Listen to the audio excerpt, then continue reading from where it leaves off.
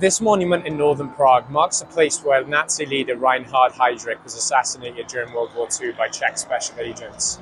Although he was attacked here, he actually died about a week later in June 1942 of his injuries in hospital. But why was he attacked in the first place, and what were the consequences for the local Czech people? Well, we're going to answer both questions in today's video. Firstly, we'll have to go back to 1939 to fully explain. In March 1939, the Nazi German army marched into what was then Czechoslovakia, with the area being broken into the Slovak Republic and the Czech lands becoming the Protectorate of Bohemia and Moravia. Once Czechoslovakia had been occupied by Nazi Germany, the Czech president Edvard Beneš escaped to London, where he continued to run the Czech government in exile. When September of 1941 arrived, senior Nazi Reinhard Heydrich was made Reich Protector of the Protectorate of Bohemia and Moravia by Adolf Hitler, with the explicit aim of suppressing Czech resistance in the area.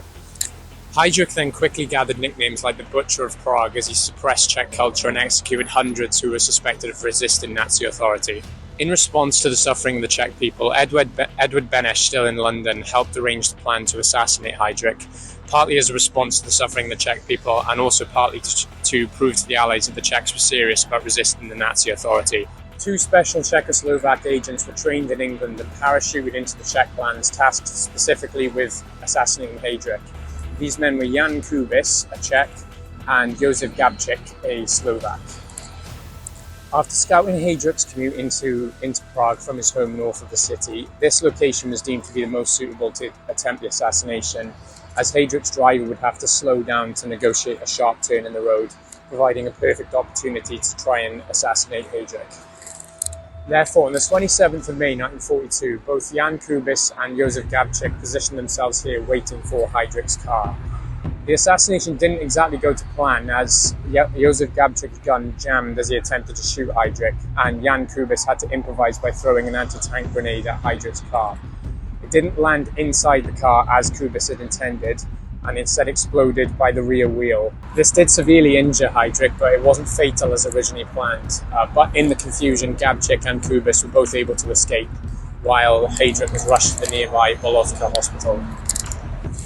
Heydrich's condition was varied in the hospital. While he initially seemed stable and seemed to recover, he relapsed and fell into a coma on June 3rd, 1942, from which he never recovered, eventually dying on June 4th from a suspected blood infection, although the reasons behind his death remain uncertain until this day.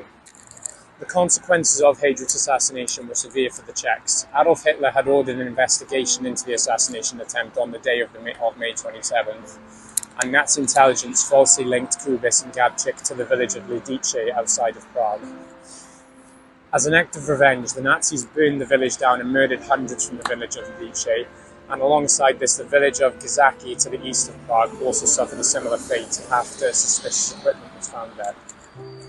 Following these atrocities, the Nazis threatened the Czechs with further punishment if information on the two assassins was not produced. Under this pressure, a Czech Nazi sympathizer betrayed the Czech resistance by giving up the locations of several Czech safe houses throughout the city of Prague, including the Church of St. Cyril and Methodius, which is where Kubis and Gabčík were eventually found. On June 18, 1942, Nazi officers surrounded this church, attempting to take Kubis and Gabčík alive, and we're going to go there to continue the video. So on the 18th of June 1942, Nazi officials surrounded St. Cyril and Methodius Church behind me after Kubis and Gabčík had been traced here. Despite being surrounded, they put up a brave resistance for 6 hours, after which they all were either killed in the firefight or had committed suicide to avoid capture.